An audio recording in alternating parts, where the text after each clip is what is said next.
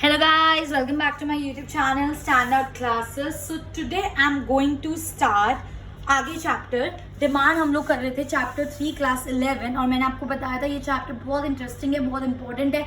जिस बच्चे को डिमांड अच्छे से समझ आ गया ना वो सप्लाई ऐसे कर सकता है. ठीक है. सो लास्ट वीडियो में हमने डिस्कस कर लिया था लॉ ऑफ डिमांड तक कि लॉ ऑफ डिमांड क्या होता है. क्या होता है लॉ ऑफ डिमांड? वो law of demand states that there is a inverse relation between price and quantity demanded. Inverse relation, negative relation. मतलब क्या है? प्राइस बढ़ेगा तो डिमांड कम होगी, प्राइस कम होगा तो डिमांड बढ़ेगी. बट एक और चीज थी बहुत इंपॉर्टेंट, बाकी सारी चीजों को कांस्टेंट रखते हुए. ये चीज नहीं लिखोगे लॉ ऑफ डिमांड इनकम्प्लीट है, नंबर कट जाएंगे. आई मेरी बात समझ. और मैंने आपको इस क्वेश्चन को लिखना भी पूरा अच्छे से सिखाया था. सबसे पहले हम डेफिनेशन लिखेंगे, देन हम उसको शेड्यूल बनाएंगे, देन हम उसको डायग्राम बनाएंगे, फिर आप डायग्राम को एक्सप्लेन करोगे, फिर डायग्राम को एक्सप्लेन करने के बाद आप उसकी अजम्पशंस लिखोगे, तब आपका ये पूरा एक 6 मार्कर क्वेश्चन बनेगा.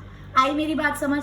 अब हम स्टार्ट कर रहे हैं आगे reasons of law of demand. मतलब ऐसा क्यों होता है? हमेशा हमारा जो लॉ ऑफ डिमांड होता है वो डाउनवर्ड स्लोपिंग, जो हमारा कर्व होता है वो डाउनवर्ड स्लोपिंग ही क्यों होता है? ऐसा क्यों होता है कि जब प्राइस कम होता है तभी लोग ज्यादा डिमांड करते हैं? ऐसा क्यों होता है जब प्राइस ज्यादा होता है तो लोग कम डिमांड करते हैं? तो इन सारे क्वेश्चंस का आंसर है हमारे इस कॉन्सेप्ट में, which is reasons of law of demand. आपको पता होना चाहिए क्या कॉन्सेप्ट क्या पढ़ रहे हो, कि बाय चांस एग्जाम में क्वेश्चन थोड़ा सा ट्विस्ट करके भी आ जाए तो भी आपको पता हो कि हाँ मुझे इसके अंदर ये लिखना है. समझ रहे हो? ठीक है. सो मैंने यहाँ पे लिखा भी है, why consumers buy more at low price. Low price पे वो कम क्यों खरीदते हैं? क्या रीजन है? ऐसे भी आ सकता है, ज्यादा प्राइस पे वो कम क्यों खरीदते हैं, है ना? लो प्राइस पे वो ज्यादा क्यों खरीदते हैं, ज्यादा प्राइस पे वो कम क्यों खरीदते हैं, डिमांड का डाउनवर्ड स्लोपिंग क्यों होता है? इसके हमारे पास रीजन. स्टार्ट करते हैं, 3 करके पढ़ेंगे. सबसे पहले है मेरे पास law of diminishing marginal utility, then is my substitution effect and then is my income effect. कुछ याद आ रहा है? Law of diminishing marginal utility chapter 2 में पढ़ा था बहुत ज्यादा डिटेल में. ठीक है. अभी तो वीडियो चल रही है, otherwise I would have asked you to explain कि law of diminishing marginal utility होता क्या है. ये चीज अब आपके टिप्स में होनी चाहिए, बट अभी आप लोग यहाँ नहीं हो, सो मैं ही बता देती हूँ. So law of diminishing marginal utility states कि जैसे जैसे हम एक एडिशनल यूनिट कंज्यूम कर रहे हैं, किसी भी कमोडिटी का, जब हम एक यूनिट खाया बहुत ज्यादा सेटिस्फैक्शन मिली, सेकेंड यूनिट खाया तो उससे थोड़ी कम सेटिस्फैक्शन मिली, थर्ड यूनिट खाया तो उससे और कम सेटिस्फैक्शन मिली, फोर्थ यूनिट खाया तो उससे और कम सेटिस्फैक्शन मिली. तो law of diminishing marginal utility याद है ना? डिमिनिश एमयू का कर्व कैसा होता है? हमेशा डाउनवर्ड स्लोपिंग होता है. जितना ज्यादा कंज्यूम करते रहेंगे हमारी satisfaction which we get from every additional unit कम कम कम कम होती रहती है. इसलिए आपका एमयू क्या होता है? Downward sloping. और एक बार 0 भी हो जाता है और फिर उसके बाद वो नेगेटिव भी हो जाता है. ये सब हमने डिटेल में पढ़ा है चैप्टर 2 में. तो लॉ ऑफ डिमिनिशिंग मार्जिनलिटी एक रीजन है जिसकी वजह से हमारा जो डिमांड कर्व होता है वो डाउनवर्ड स्लोपिंग होता है, जिसकी वजह से इनवर्स रिलेशनशिप होता है. कैसे? As we consume more and more units to satisfy, हम more and more units consume कर रहे हैं to get the satisfaction, but जो एवरी एडिशनल यूनिट से हमें सेटिस्फैक्शन मिलती है वो कम कम कम कम होती रहती है. ये तो हमको पता है. आप इसमें नया क्या बता रहे हो? हमें पता है law of diminishing marginal utility क्या होता है. अब मैं ध्यान से सुनना, अब हमें ये पता है law of diminishing marginal utility क्या होता है. अब मैं इसको इससे रिलेट करने वाली हूँ लॉ ऑफ डिमांड से. इतना क्लियर है? जैसे जैसे एक यूनिट लेते जा रहे हो जो आपको सेटिस्फैक्शन उससे मिल रही है वो आपकी कम कम कम कम होती जा रही है. इसमें किसी को कोई डाउट नहीं है. 10 ही वॉन्ट्स टू पे. अब देखो ये हमारा कंज्यूमर क्या है? रैशनल कंज्यूमर है.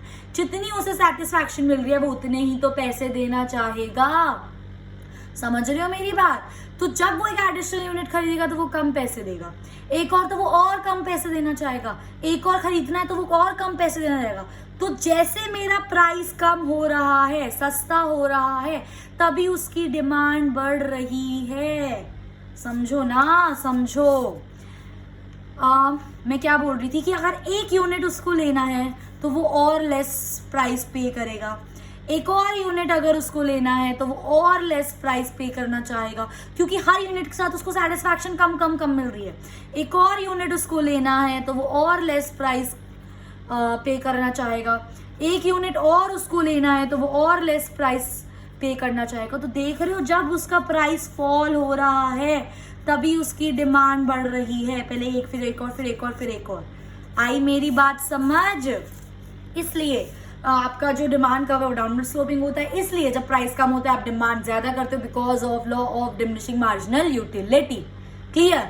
नेक्स्ट आता है मेरा सब्स्टिट्यूशन इफेक्ट। ऑलरेडी हमने डिटर्मिनेंट्स ऑफ डिमांड में पढ़ा था प्राइस ऑफ रिलेटेड गुड्स, जिसके अंदर मैंने आपको दो चीजें पढ़ाई थी, एक होते हैं सब्स्टिट्यूट गुड्स और एक होते हैं complementary goods.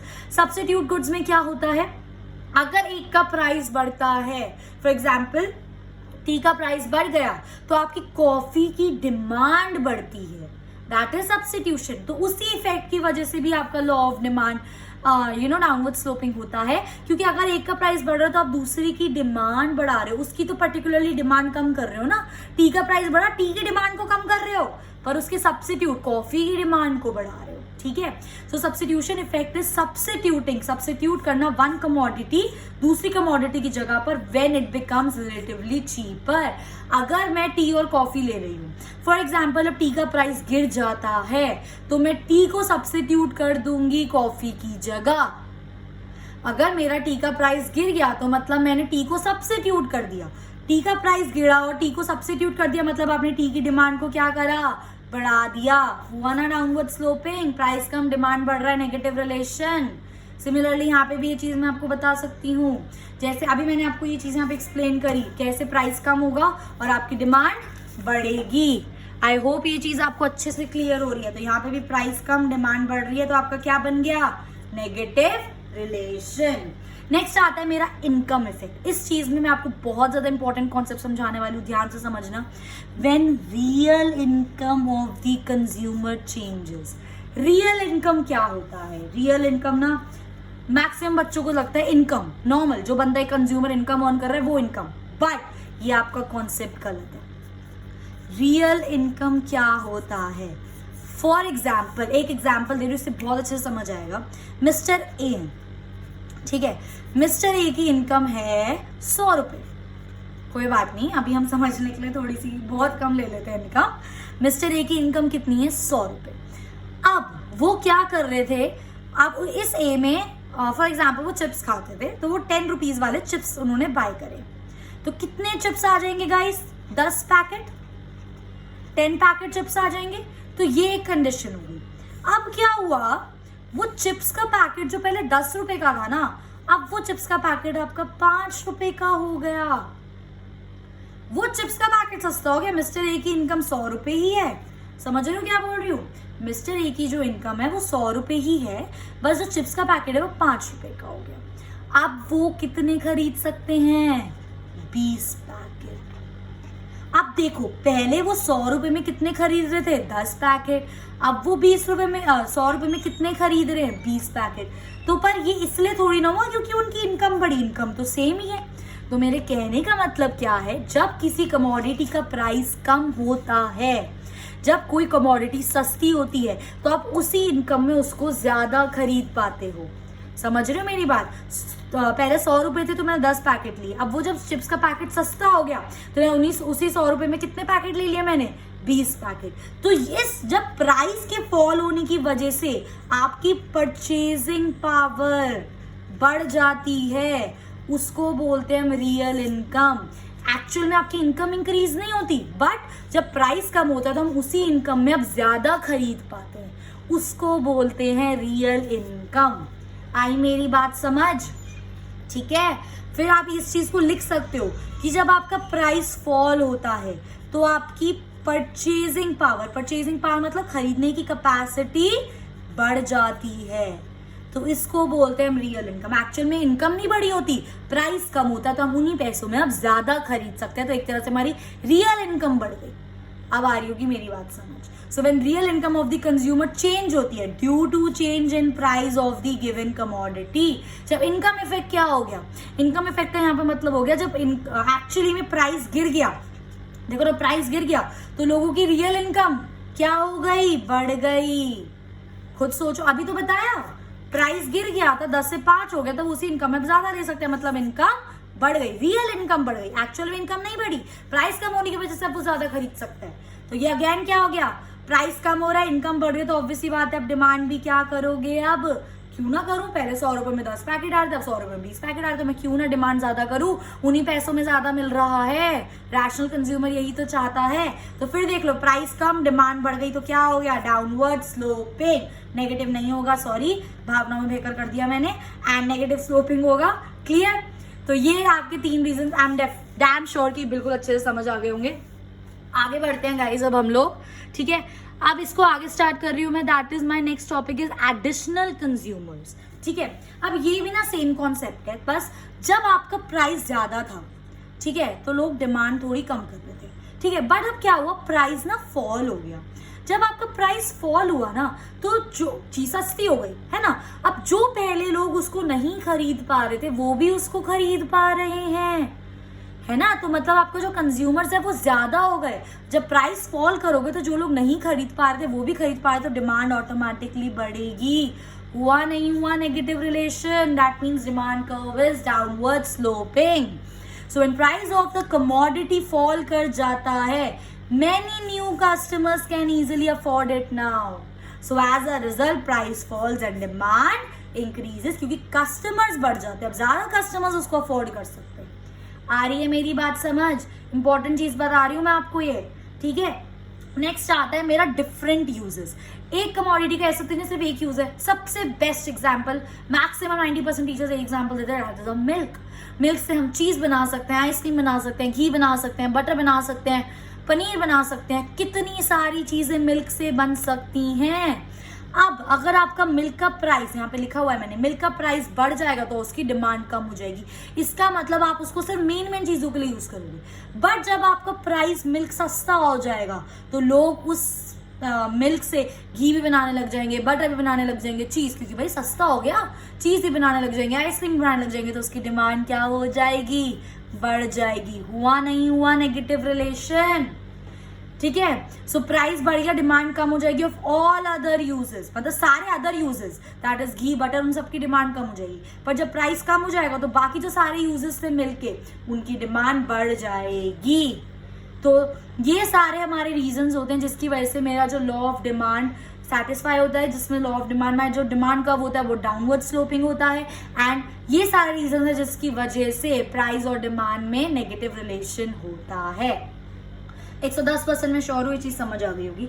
Next topic, another very important topic is exceptions of law of demand. Exception का मतलब क्या है, सबसे पहली मेरी बात तो ये समझो, हमारा लॉ ऑफ डिमांड क्या था, डाउनवर्ड स्लोपिंग। इसका मतलब क्या है, प्राइस बढ़ेगा डिमांड कम होगी, प्राइस कम होगा डिमांड बढ़ेगा, ये था मेरा कॉन्सेप्ट। अब मैं बोल रही हूँ एक्सेप्शन, मतलब वो ऐसे गुड्स जिनके लिए डिमांड कर्व क्या हो गया, अपवर्ड स्लोपिंग। इसका मतलब क्या है कि अगर प्राइस बढ़ेगा तो ही उनकी डिमांड बढ़ेगी, अगर प्राइस कम होगा तो ही उनकी डिमांड कम होगी। एक्सेप्शन बोलो या वो चीजें बोलो जो आपके लॉ ऑफ डिमांड को फॉलो नहीं करती। उल्टा हो गया ना, प्राइस बढ़ रहा है तो ही डिमांड बढ़ रही है, प्राइस कम हो रहा है तो ही डिमांड। समझो कैसे, फॉर एग्जाम्पल ये मेरा प्राइस था, तो ये मेरा प्राइस था और ये मेरी क्वांटिटी थी। अब क्या हुआ, मेरा प्राइस बढ़ गया, मेरा प्राइस P से P1 हो गया, तो देखो मेरी क्वांटिटी भी बढ़ गई। देखो प्राइस बढ़ाया तो क्वांटिटी भी बढ़ गई, तो ये तो उल्टा हो गया। यस, ऐसे भी हमारे केसेस हैं जिसमें लॉ ऑफ डिमांड उल्टा है, इसलिए उनको क्या बोलते हैं हम, exceptions of law of demand. वो चीजें जो लॉ ऑफ डिमांड को फॉलो नहीं करती। इन एक्सेप्शंस में क्या होता है, हमारा डिमांड कर्व अपवर्ड स्लोपिंग होता है। इसका मतलब क्या है कि अगर प्राइस बढ़ेगा तो डिमांड बढ़ेगी, अगर प्राइस कम होगा तो डिमांड कम होगी। ये है इसका मतलब एक्सेप्शंस का। आई मेरी बात समझ? ठीक है। सबसे पहले इसके अंदर आता है गिवन गुड्स। गिवन goods are highly inferior goods. Inferior goods क्या होते हैं, लो क्वालिटी के गुड्स। गिवन गुड्स होते हैं लो क्वालिटी की भी लो क्वालिटी गुड्स। ठीक है, highly inferior, highly low quality goods, उनको बोलते हैं हम गिवन गुड्स। अब एग्जाम्पल देती हूँ मैं आपको। फॉर एग्जाम्पल ज्वार और बाजरा। ठीक है, फॉर एग्जाम्पल मैं बाजरा ले लेती हूँ अभी के लिए। बाजरा मेरा एक गिवन गुड है। अब जब बाजरा का प्राइस गिरेगा ना तो मेरी इसकी डिमांड गिर जाएगी। क्यों? ध्यान से समझना, बहुत इंपॉर्टेंट कॉन्सेप्ट है, ध्यान से समझना। अगर मेरा प्राइस गिर रहा है इसका मतलब मेरा बाजरा सस्ता हो रहा है। अगर मेरा प्राइस गिर रहा है इसका मतलब जो मेरी रियल इनकम है वो बढ़ रही है। इस बात से तो अग्री करोगे। अगर प्राइस पहले 100 रुपये था अब 50 रुपये हो गया, है ना। पहले 100 रुपए किलो मिल रहा था बाजरा, अब कितने रुपए किलो मिल रहा है? 50 रुपए किलो। प्राइस गिर गया, मतलब मैं उन्हीं पैसों में अब ज्यादा बाजरा खरीद सकती हूँ। ये तो अग्री कर रहे हो? तो इसको मैं ऐसे लिख सकती हूँ, अगर मेरा प्राइस गिर रहा है तो मेरी रियल इनकम बढ़ रही है। तो अब एक कंज्यूमर ये सोचता है कि अगर बाजरा सस्ता हो गया, इसका प्राइस गिर गया, तो अगर पहले मैं 4 किलो कितने में ले रहा था? 400 रुपए में ले रहा था, अब मैं वही 4 किलो कितने में ले सकता हूँ? 200 रुपए में ले सकता हूँ। तो मेरे यहाँ पे 200 रुपए क्या हो गए? सेव हो गए, बच गए ना 200 रुपए, बच गए ना 200 रुपए। तो क्यों ना मैं सस्ती चीज अब खरीद के, क्योंकि मेरे पैसे बच रहे हैं, एक अच्छी क्वालिटी का गुड ले लूं। समझ आई मेरी बात? मैंने क्या बोला? फिर से समझो, एक बार और समझो। अगर किसी बच्चे को ये चीज क्लियर नहीं हुई है तो हम एक बार और इस चीज को मैं आपको समझाने की कोशिश करती हूँ, ठीक है। बाजरा इंफीरियर गिफन गुड, ठीक है। पहले इसका प्राइस कितना था? 100 रुपए किलो, ठीक है। तो मैं कितना खरीद रही थी? 4 किलो। तो मुझे कितना पे करना पड़ रहा था? एक्चुअली में मुझे कितना पे करना पड़ रहा है? 400 रुपए। और फॉर एग्जाम्पल जिस कंज्यूमर की हम बात कर रहे हैं उसकी इनकम भी कितनी है? 400 रुपए, ठीक है। अब क्या हुआ? इसका प्राइस फॉल हो गया, 50 पर केजी हो गया। अभी भी मैं 4 किलो ही खरीद रही हूँ, तो मेरे को कितने का पड़ रहा है? 200 रुपए का। तो मेरे गाइस कितने रुपए बच गए? 200 रुपए बच गए ना। अब वो जो 200 रुपए बचे, कंज्यूमर सोचता है तो इसको क्यों वेस्ट करें पैसे? पहले तो उसके पास कोई ऑप्शन नहीं था। पहले वो जो खरीद रहा था वो 100 रुपए का था और उसको 4 किलो उसकी फैमिली की तरफ चाहिए था, तो उसको इनकम भी 400 थी, तो इतना ही लेना पड़ा। उसके पास कोई ऑप्शन नहीं था। बट जब इसका प्राइस कम हो गया, उसके पैसे बचे, तो उसने सोचा क्यों ना इन्हीं पैसों में 400 रुपए में एक अच्छा क्वालिटी का गुड़ ले लिया जाए, क्योंकि मेरे पास पैसे बच रहे हैं। आ रहा है मेरा कॉन्सेप्ट समझ? आ रही है बात समझ? दिमाग में समझना बहुत जरूरी है इस चीज को, ठीक है। इसलिए बोला जाता है गिफ्ट इन गुड्स को एक एक्सेप्शन, क्योंकि जब इनका प्राइस देखो, जब इसका प्राइस कम हुआ तो इसकी डिमांड भी क्या हो जाएगी?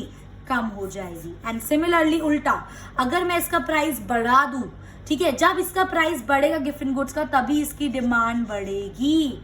क्योंकि यहाँ पे देखो ना, जब अगर फॉर एग्जाम्पल 50 था पहले, अब 100 हो गया, ठीक है। जब प्राइस इसका बढ़ रहा है तभी इसकी डिमांड बढ़ रही है, क्योंकि लोगों के पास और कोई ऑप्शन नहीं है और कोई चीज खरीदने के लिए।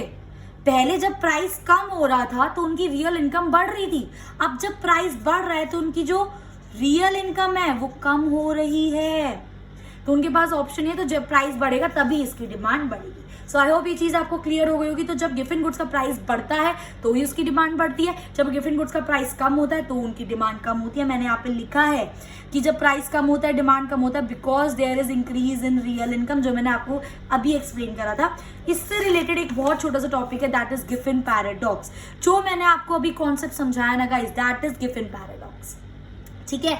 और ये हमें किसने दिया था? हमारे सर थे, रॉबर्ट सर ने दिया था, ठीक है। उनके नेम के ऊपर ये रखा गया था हमारा गिफ्ट इन पैराडॉक्स। उन्होंने ये चीज ऑब्जर्व करी थी कि कुछ ऐसे गुड्स होते हैं जिनके अंदर प्राइस बढ़ता है तो डिमांड बढ़ता है, प्राइस कम होता है तो डिमांड कम होता है, ठीक है। उनको हम क्या बोलते हैं? Gift in goods. और जो मैंने अभी आपको प्रोसेस समझाया ना, रियल इनकम, तो जब प्राइस कम होता है तो रियल इनकम बढ़ जाती है, वो सारा कॉन्सेप्ट क्या था? Giffen paradox. It is very important for your exam point of view.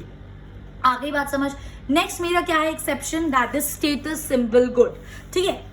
ये नाम से ही पता चल रहा है यार, कोई बहुत बड़ा लग्जरी कार ले रहे हैं या डायमंड सेट ले रहे हैं या कुछ भी हाई वैल्यू चीज ले रहे हैं जस्ट टू शो ऑफ अपना लोग आईफोन लेते हैं कि ये दिखाने के लिए भाई हाँ आईफोन की वैल्यू, आईफोन की गुडविल, आईफोन महंगा है। It is like a status symbol good.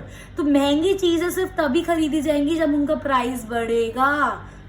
अगर सस्ता होगा तो हर कोई ले लेगा, तो कोई अपना स्टेटस शो ऑफ कैसे करेगा, है ना। सो जब से महंगी चीजों का प्राइस बढ़ता है तभी उनकी डिमांड बढ़ती है। तो हुआ नहीं हुआ पॉजिटिव रिलेशन? प्राइस बढ़ रहा है, डिमांड बढ़ रही है, तो क्या हो गया? Positive relation means upward sloping. तो status symbol is a exception of law of demand. They are bought, तभी खरीदे जाते हैं व्हेन देयर इज इंक्रीज। इस एरो का मतलब इंक्रीज इन देयर प्राइस। ये सब तभी खरीदे जाएंगे जब महंगे होंगे, ठीक है, क्योंकि लोगों को अपना स्टेटस, अपना शो ऑफ करना होता है, ठीक है। नेक्स्ट आता है मेरा फियर ऑफ शॉर्टेज।